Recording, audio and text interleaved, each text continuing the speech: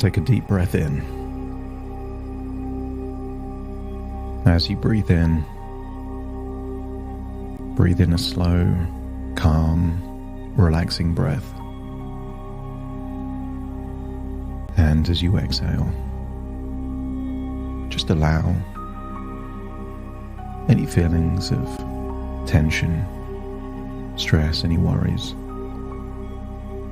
to feel that they're being released.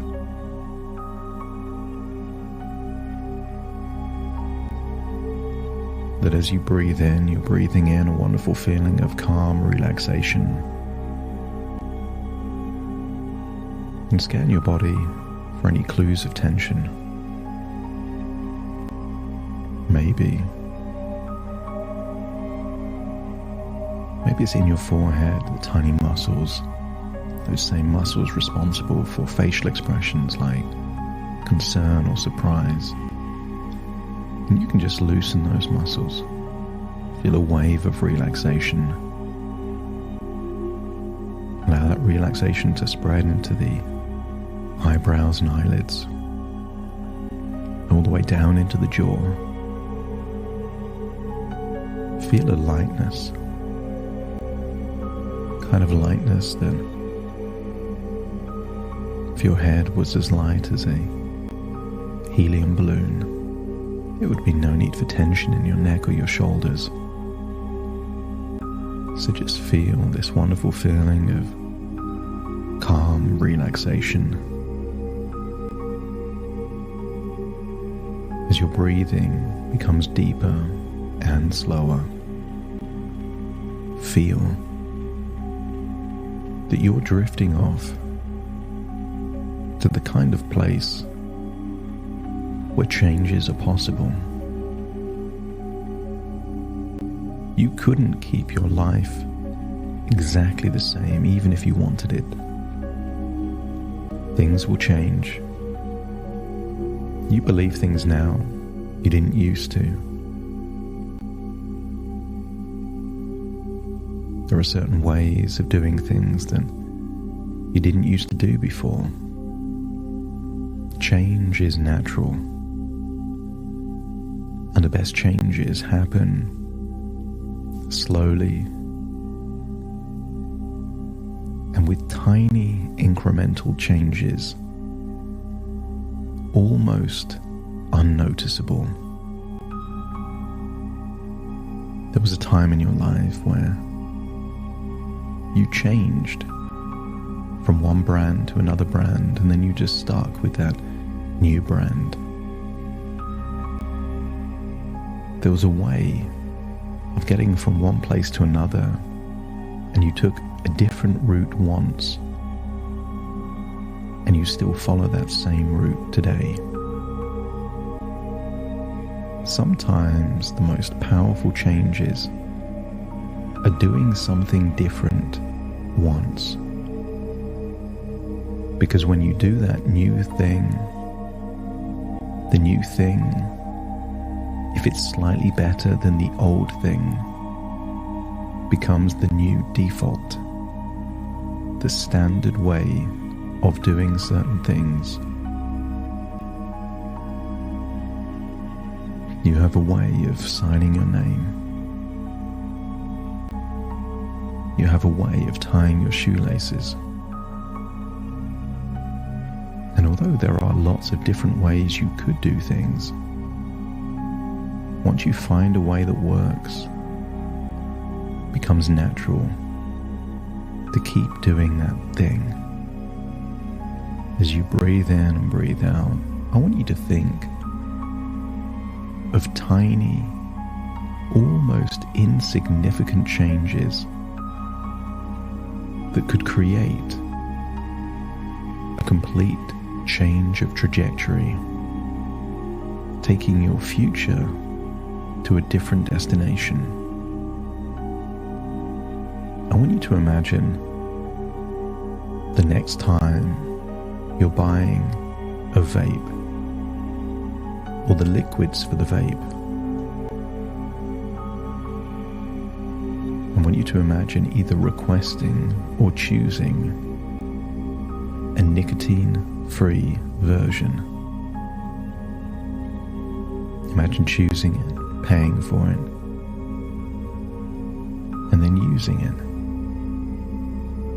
And while it may seem almost a totally insignificant change, you might find that by doing that once,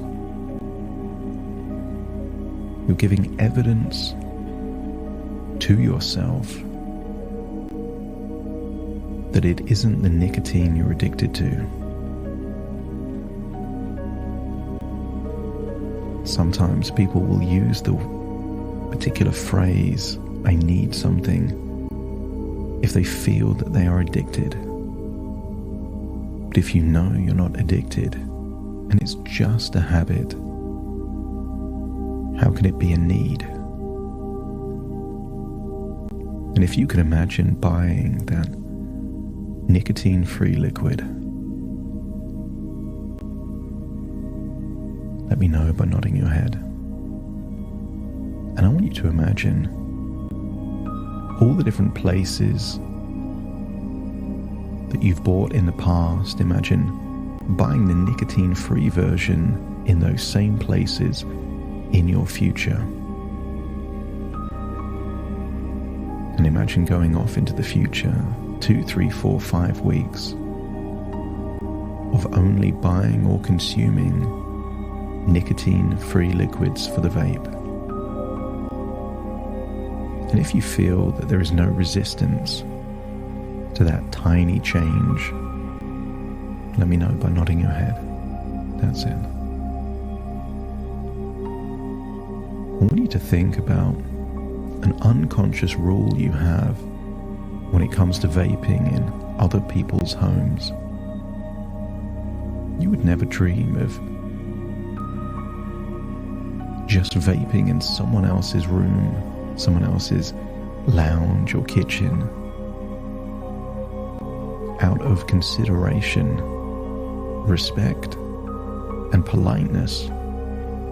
When you vape, you only vape outside. And if your unconscious is willing to apply that same rule to your own home, to create just enough of a subtle change to reduce how much you vape, let me know by nodding your head. So imagine doing that.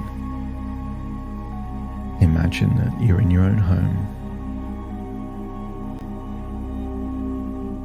and you feel a desire to vape. So you grab that nicotine-free vape and imagine vaping outside, but imagine vaping for less time because it's outside. And imagine repeating that. All those times you used to vape in the kitchen, feel that that is now in your future outside and for less time. And maybe when you vape outside, you could also decide to not be on your phone at the same time. And maybe the combination of vaping outside and not also looking into your phone could reduce the amount you vape by 60 or 70 or even 80% or more. And if it feels like that might be true, let me know by nodding your head. So imagine weeks of doing that, of only imagining vaping outside. And maybe there's a possibility you could imagine also applying that same rule in your work environment. That even if there's no people in the cabin, you would go outside to vape. And if that was true, if you feel it would dramatically reduce the amount you vape, let me know by nodding your head. And all of these things are winnable, tiny things that you need the discipline and the willpower, the first time you do something new. The first time you buy that nicotine-free liquid requires a bit of discipline, because autopilot would send you into what you've done before. But once you've done it once, you can do it again. And the very first time you choose to vape outside rather than the kitchen requires a bit of discipline. But the second time requires less, and the third time less still, and the 10th time requires no discipline whatsoever, because that is now just what you do. Your unconscious is willing to give you just enough discipline to do the first few attempts in this new way. Let me know by nodding your head. And I want you to imagine you've got unlimited attempts until you build new habits. Habits that are slightly different from your current habits, but not completely different, but sending you on a pathway that means it's easier and easier to make even more changes. And then imagine there is one particular person you would do anything for. Imagine their face. And imagine playing a game. And the game is to not vape at all when they're around. To see how long it takes for them to notice the change.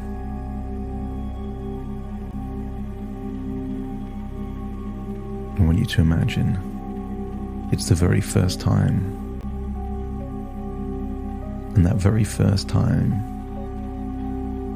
imagine you've got a playful discipline to try something different. And imagine that you've got a full water bottle flavored with a particular juice. Whenever any thoughts of vaping come to mind, you just take a tiny sip from that water bottle. And I want you to imagine maybe after an hour, maybe two, this person notices you're not vaping. I want you to see that unfiltered, positive reaction when they notice that change for the very first time, as you come to the conclusion no amount of vaping could feel this good, that the happiness of those people you love is more important than any amount of vaping.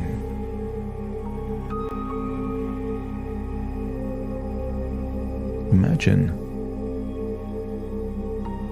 it's the very first time with that person that you were willing not to vape for leaves, and maybe you choose to vape nicotine-free vapes outside after they leave. I want you to still feel that that is success, because you now have evidence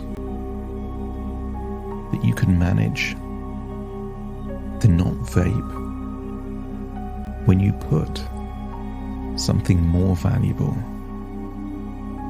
But rather than making the evaluation that you need to vape, you're making a new evaluation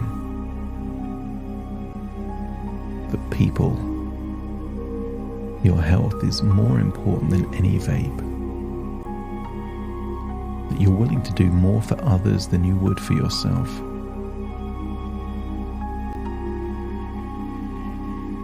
If there are any thoughts,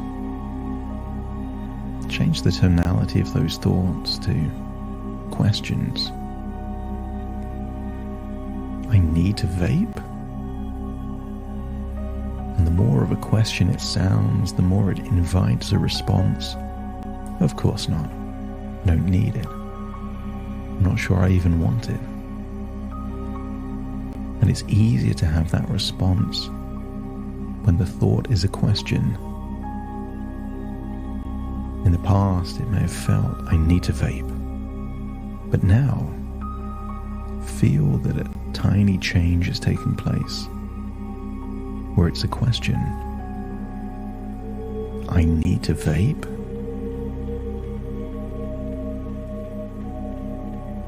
And you realize there are no circumstances that you would actually need to vape.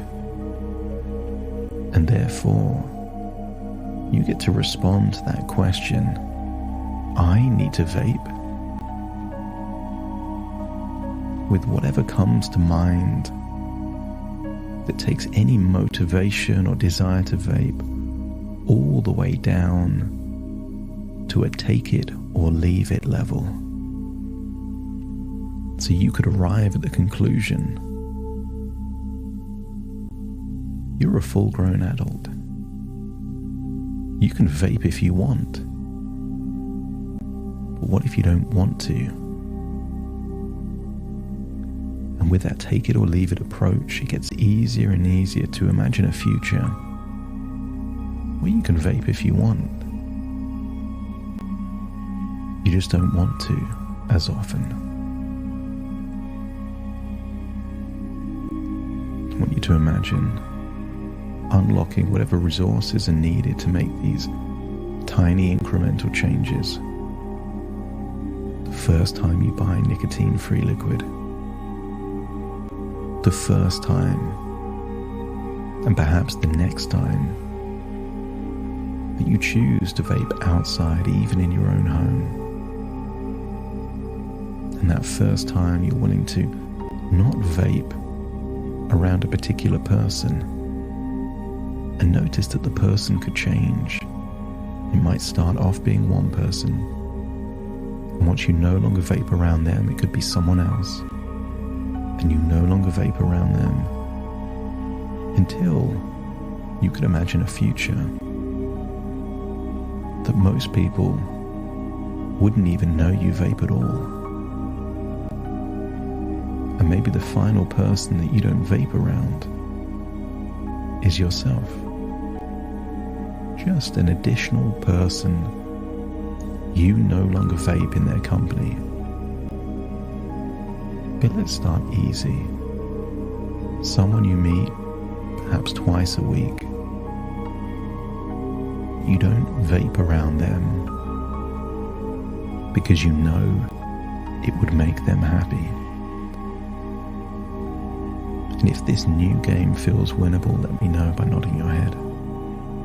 That's it. And feel like you can return to the present as you take a deep breath in through your nose and out through your nose. Wiggle your fingers, wiggle your toes, connect fully with the present moment as I now count from 1 to 10 to awaken you. Starting to count. 1, 2, 3, waking up. 4, 5, 6, more alert. 7, 8, open your eyes, open your eyes. 9, 10, wide awake, wide awake, wide awake.